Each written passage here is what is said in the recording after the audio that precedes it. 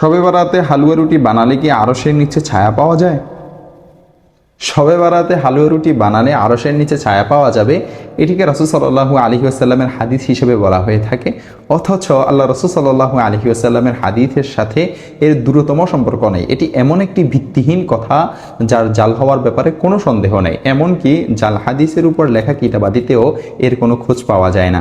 কাউকে কাউকে বলতে শোনা যায়, উহুদ যুদ্ধে যখন নবীজি সাল্লাল্লাহু আলাইহি ওয়াসাল্লামের দাঁত মোবারক শহীদ হয়েছিল, তখন কিছুদিন কোনো প্রকার শক্ত খাবার খেতে পারতেন না। সেই ঘটনার প্রতি সমবেদনা জানিয়ে এই দিনে হালুয়া রুটি খাওয়া হয়। কিন্তু উহুদ যুদ্ধ তো শাবান মাসের 15 তারিখে হয়নি, তা হয়েছে শাওয়ালের 7 তারিখে। সুতরাং যদি সেই কেন্দ্রিক কোনো বিষয় থাকতো, তাহলে তা শাওয়াল মাসের 7 তারিখেই থাকতো, শাবানের 15 তারিখে নয়। শাবানের 15 তারিখের রাতের যে ফজিলত, এটা সহিহ হাদিস দ্বারা প্রমাণিত। হাদিস শরীফে এসেছে, আল্লাহ রাসূল সাল্লাল্লাহু আলাইহি ওয়াসাল্লাম ইরশাদ করেছেন, আল্লাহ তাআলা অর্ধ শাবানের রাতে, অর্থাৎ শাবানের 14 তারিখ দিবাগত রাতে সৃষ্টির দিকে রহমতের দৃষ্টি দেন এবং মুশরিক ও বিদ্বেষ পোষণকারী ব্যতীত আর সবাইকে তিনি ক্ষমা করে দেন। দেখতে পারেন সহিহ ইবনে হিব্বান হাদিস নং 5665, শুআবুল ঈমান লিল বাইহাকি হাদিস নং 3833। কিন্তু এই রাতের সাথে হালুয়া রুটির কি সম্পর্ক?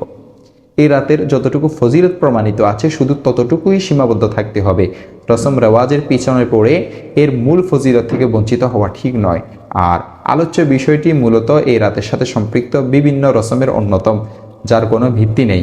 এই ধরনের কাজ এবং এই রাত কেন্দ্রিক আরও যত রসম রেওয়াজ আছে, এগুলো থেকে বিরত থাকা আবশ্যক।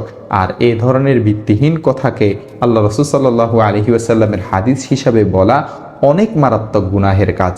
আল্লাহ তাআলা আমাদেরকে হেফাজত করুন, দ্বীনের সকল বিষয়ে সহিহ কথা ও সহিহ কাজ করার তৌফিক দান করুন।